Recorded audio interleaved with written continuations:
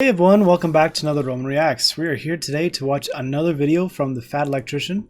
He did an old video from a little bit of big back, and this was called U.S. Navy's Unluckiest Ship with an Untouchable Crew, the USS William D. Porter.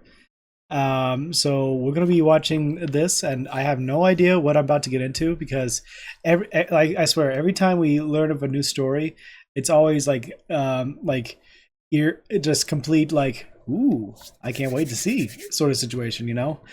And every time I watch these, it's like a treasure trove of new things, just like ooh. just you're just enjoying the moment and enjoying the history and lore and just seeing how it all came to be. And it's just, I really do hope that more people get to watch these from Fat Electrician because he's really good at what he does and is able to oh, hello. Oh, cat. She's just doing her thing. But it's been really good so far to enjoy these, and I hope to continue to do more. And especially since this week, I kind of planned on doing a bit of a week of Fat Electrician for some of his older videos, and it's kind of like a carry on, carry off, and see what flavor of the week will take me. But I do enjoy these, and let's just continue on with these and have some fun, okay? So we got this right here. Came back out in at least almost 2 years, at least close to 2 years ago, which is kind of nice. So USS Navy's Unluckiest Ship with the Untouchable Crew. So let's dive on in. And don't worry, I see that Vanos game. That's actually next. So that's up next on my list. So here we go, guys.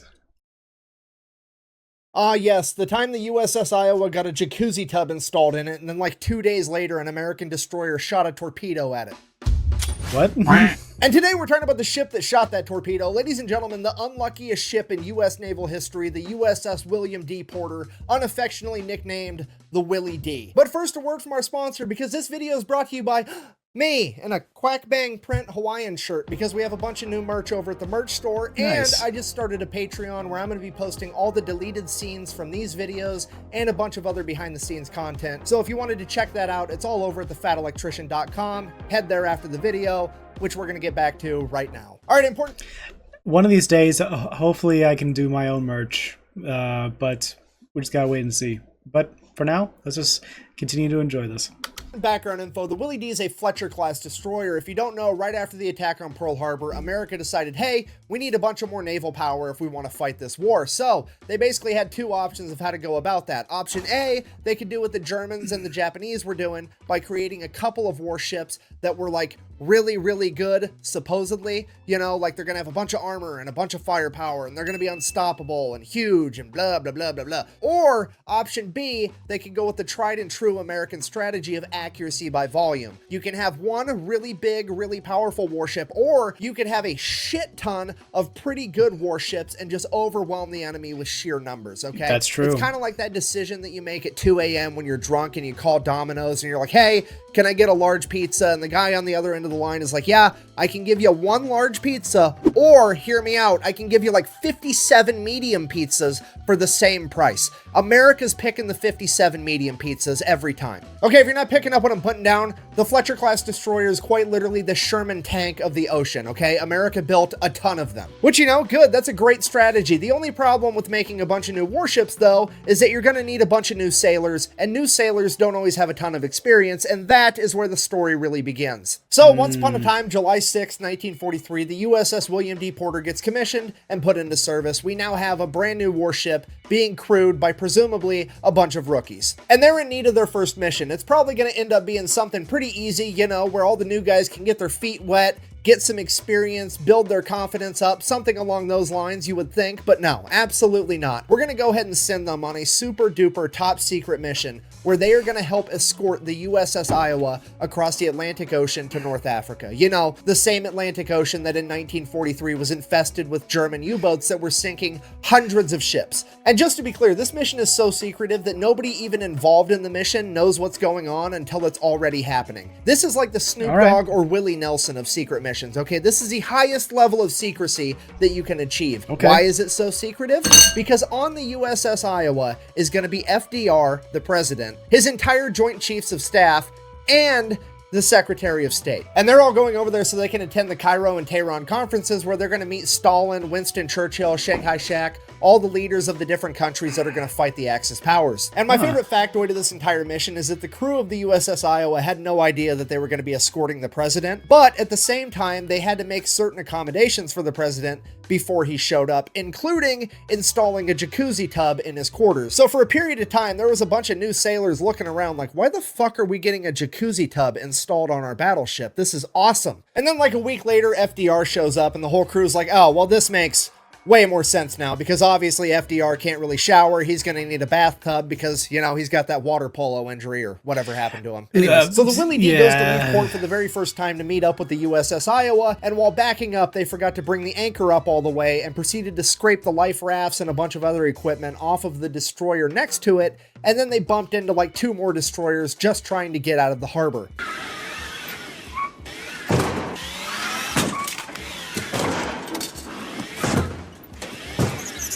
So they set out on this super secret mission escorting the president across the Atlantic. It's the USS Iowa being escorted by 3 destroyers, including the Willie D, and 2 escort carriers. Now, while they're traveling, they have to have complete silence to be as quiet as possible to not get detected by U-boats, and that includes not using the radio. Absolute radio silence. You have to communicate using signal lamps instead. So fast forward, we're like 24 hours into this 8-day-long mission. Everything is going great. Then suddenly they hit a rough patch of ocean, and the Willie D apparently didn't strap down all of their depth charges, and one of them just rolls off the ship into the water and fucking explodes. Okay, now the crew of the Willie D knows exactly what happened, but all the other ships have no idea, and all they know is that there was a huge explosion underwater near the boat that the president is on. Everything went from 0 to DEFCON holy shit like that. So they're thinking they're getting attacked by German U-boats. They break out into evasive maneuvers. Everybody's running to their battle stations, getting ready for a fight, and then the Willie D hops on the signal lamp and we're like, sorry, that was us. The whole radio silence thing actually comes in pretty clutch for the Willie D right here because since they can't talk on the radio, command has no idea of actually figuring out what happened. They're not going to know that somebody just forgot to ratchet strap down the depth charges. And they also can't get chewed out via signal lamps. So the whole conversation was pretty much just that. Hey, that was us. We're not getting attacked. The end. For now. And since this is the first of 8 days on this voyage, there's a good chance that everybody's just gonna forget that this happened and we can all move on. Fast forward 2 days, we're now on the 3rd day of the 8-day voyage, and the USS Iowa goes full dog and pony show mode, and they decide they're gonna release a bunch of weather balloons to be able to shoot their anti-aircraft guns at to show off for the president. So they get all these weather balloons up in the air, and then they proceed to let them float all the way across the continental United States from Montana to the coast of South Carolina before they shoot them down with an F-22 Raptor. Wait, that's the fucking wrong story. What? What? What? Sorry, so the USS Iowa opens fire with their anti-aircraft guns. They're taking out all these weather balloons. That was a different story because of the Biden. Forget it. FDR is super impressed, but then there's a huge gust of wind, and it blows a bunch of these weather balloons out of range and over towards the Willie D. At this point, the Willie D is like, oh shit, this is our chance to redeem ourselves. Quick, man those anti-aircraft guns. We got to take out these balloons. And that's exactly what they do. They start absolutely destroying these balloons. They popped every single one of them. They did a terrific job. So they pop all these balloons. The crew of the Willie D is just amped. They've totally redeemed themselves. Everybody's going to forget about that depth charge thing now. This is the best day ever. So the commander decides, not wanting to lose all of his crew's motivation, they're also going to do some torpedo drills. Keep boosting up their morale, you know? No. So when you do a torpedo drill, you send the torpedo guy down and he takes the primers out of the torpedoes in the torpedo tube so that when you fire the torpedo for the drill, it doesn't actually launch the torpedo. So the chief torpedo officer goes down, takes all the primers out of the torpedoes, gives a thumbs up that they're good to proceed with the exercise. The commander of the Willie D then picks a target. Now, bear in mind, he's trying to improve his men's confidence and morale, and what are you gonna do if you want them to score a hit? You're going to aim for the biggest target, right? Give them the biggest opportunity to succeed that you can give them. So they aim at the USS Iowa, you know, the ship with the president on it. So the crew takes aim with the torpedo tubes. Commander gives the order, fire torpedo number 1. Click. Torpedo stays in the tube, nothing happens. They wait a few minutes, they're like, oh hey, we scored an imaginary direct hit. Good for us, terrific. Commander gives the order again, fire torpedo number 2. Click, nothing happens, wait a few minutes. Oh hey, we scored another direct hit. Commander gives the order, fire torpedo number 3. Chief torpedo officer, fire fucking what now?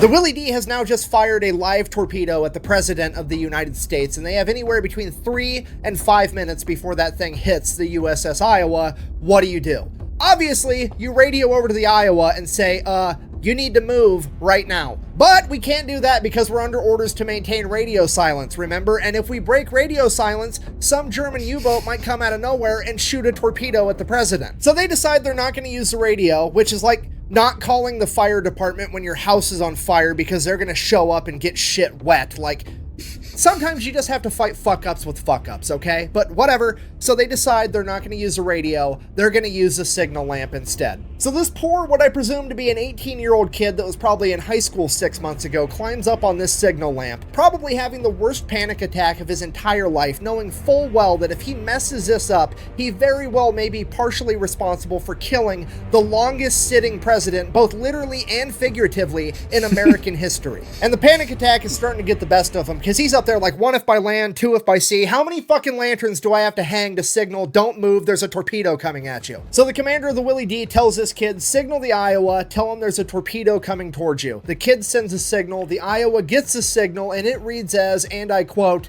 there's a torpedo moving away from you. So now the Iowa they signal back. They're like, what? So the commander of the Willie D tells this kid, fuck it, just signal the Iowa, tell him to back up. Kid sends a signal, the Iowa gets it, and it reads, and I quote, we're backing up, meaning the Willie D is backing up. So the Iowa's sitting there like, there's a torpedo moving away from us, and the Willie D is backing up. I think they're getting attacked by a submarine right now. So they signal back, where's the submarine? After hearing this, the commander of the Willie D finally comes to the realization that he would rather be the guy that broke radio silence than be the guy that killed the President of the United States, so he picks up the radio and calls over to the Iowa. He says something along the lines of Lion, which is the Iowa's code name, emergency, torpedo in the water, turn right. The Iowa doesn't know who's talking to him, so they're like, say again, who is this? And he's like, it's the commander of the Willie D, fucking turn right or you're gonna get hit by a torpedo. So they bank right. At this point, all hell breaks loose on the USS Iowa because there's a torpedo coming towards them and they have the president on board. Everybody's running around like chickens with their heads cut off. At this point, FDR decides he's going to be a complete gangster, just straight up hold my blanket,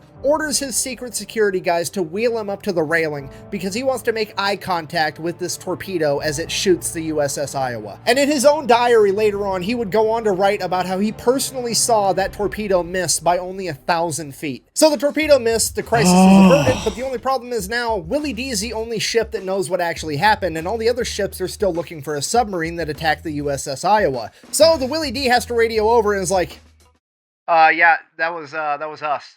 Sorry. At which point, the USS Iowa takes all 3 of her turrets, 9 16-inch guns, and turns them and points them at the Willie D. The Willie D is then ordered to leave the group, sail back to Bermuda by themselves, where they're going to get investigated because they just tried to kill the president. And what happened next is kind of debated. One story goes that the Marine Corps boarded the Willie D and arrested the entire crew, making it the first and only time in U.S. naval history that an entire crew got arrested. Some people think that that didn't happen because it wasn't in the Willie D's official war diary, but you also have to remember that this was already a super secret mission, and this was fucking embarrassing. I mean, the government didn't release this to the public until the late 1950s after World War II. So it could have actually happened and the US government covered it up because, you know, the US government covers up all kinds of shit all the time. But what we do know for sure is that the chief torpedo man that failed to remove that 3rd torpedo primer got sentenced to 14 years of hard labor, or at least that was until FDR decided to be a complete gangster yet again, because apparently he found the entire almost assassination attempt thing funny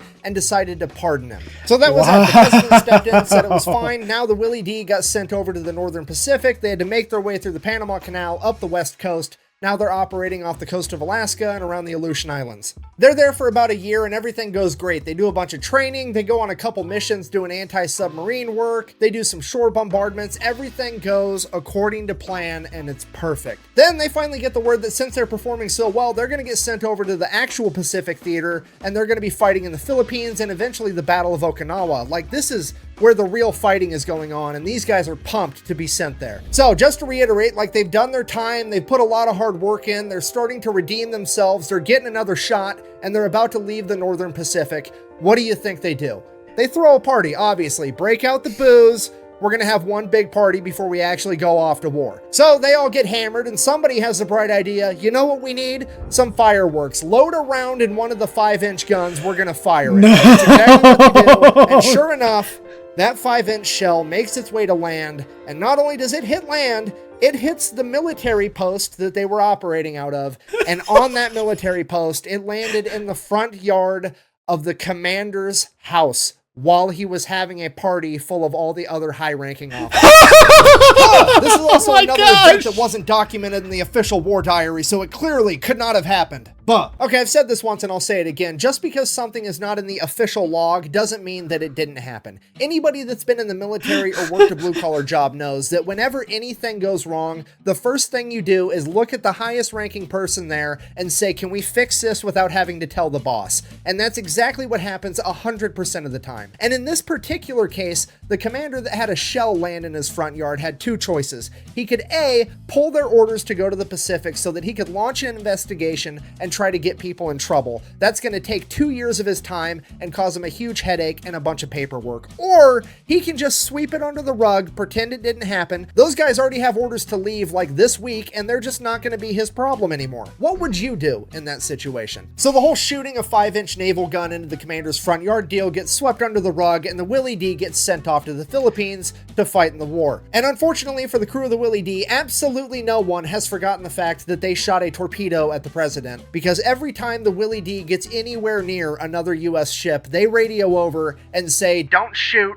we're Republicans," you know, because FDR was a Democrat. But despite their past and despite being made fun of, they actually start kicking ass. They get put on anti-kamikaze duty and start doing a really good job. They shoot down a bunch of would-be kamikazes. They send a lot of radio transmissions letting people know that kamikazes are inbound. They're really starting to turn it around. Fast forward to the Battle of Okinawa, one of the largest naval battles of World War II, I believe the largest amphibious landing in the Pacific Theater during World War II, and yes, the battle where the Yamato gets sunk. Is that relevant to the story in any way whatsoever? Absolutely not, but I'm gonna bring up the Yamato being a coral reef every chance I get for the rest of my life. Sorry, Battle of Okinawa, Willie D is on anti-kamikaze duty, and sure enough, here comes a kamikaze. But unlike usual, it's not trying to fly past the Willie D to make it to the more valuable ships. No, this kamikaze is coming for them. Now, I've heard conflicting accounts as to what type of plane this kamikaze was. I've heard that it was either an Aichi-style dive bomber, commonly referred to as a VAL, or a Mitsubishi Zero. Now, I don't know why they called the dive bomber a VAL,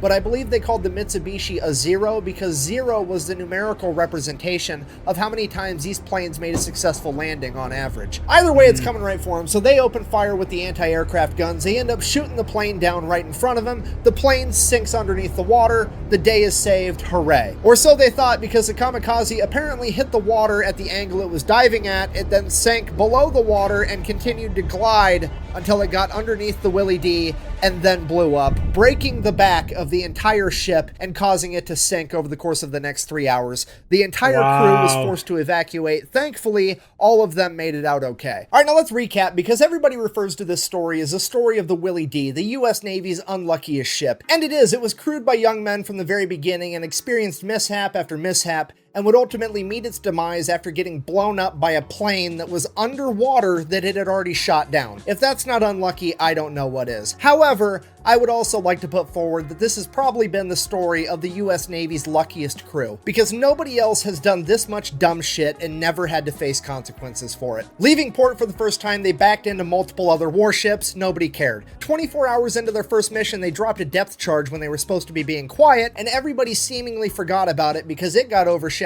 by the fact that they shot a torpedo at the President of the United States. Then, when they were about to face consequences for that, the President stepped in and pardoned them. Then, they went ahead and shot a 5-inch artillery shell into the front yard of a base commander's house while he was having a house party full of a bunch of other high-ranking military officials, meaning that that is now 2 almost accidental assassination attempts on high-ranking people in the span of a year, but that just got swept under the rug, no big deal. Then, when they finally get their shit together and start turning it around and being productive members of the military and start really kicking ass, what I can only describe as divine intervention steps ships in and blows up their entire ship with an underwater airplane that they had already shot down, and somehow all of them make it out completely okay. So in conclusion, I guess this has been the story of the unluckiest warship that was manned by the luckiest crew in US naval history. Thank you for watching. Best way to support the channel is go buy some merch over at thefatelectrician.com. Quack bang, out. That's insane. That's absolutely insane. How I never knew about this story. Never. I never knew about this story. How is it that they managed to mess up so badly from young recruits sending on a ship? They blew a death charge. They fired a live they fired a live round into the water and almost took the president of the United States, FDR, with a torpedo, almost. And they also they even got so drunk, lost a shell, which was dead in front of the house of the oh my gosh. All these commanders who are throwing a party, and they didn't want to deal with the paperwork, so they just sent them out, and only for that ship to finally meet its end from a downed plane that blew up right underneath them. My gosh. The Willie D is cursed, but the crew survived. They got so lucky. My gosh, this was probably one of the most craziest stories I've seen. I thoroughly enjoyed this. No doubt that this was probably one of the coolest stories I've heard in a long time, because no doubt there's so many other different stories out there that might be outrageous or overlooked, but this one right here just takes it up a notch, that's for certain. So anyway, thank you for watching. Thank you all for coming by. I do hope you enjoyed watching with me and seeing my reaction of this story. And I'll leave a link in the description down below for you guys to check out. Check out Fat Electrician over here. You can check out a random video, including that subscribe button. Would love to get more, and maybe hit 10K someday. You never know. So anyway, let's end there. Hope you guys enjoyed. And as always, Romans, salute. If you like Romans content and wish to see more, like and subscribe to continue to support the channel.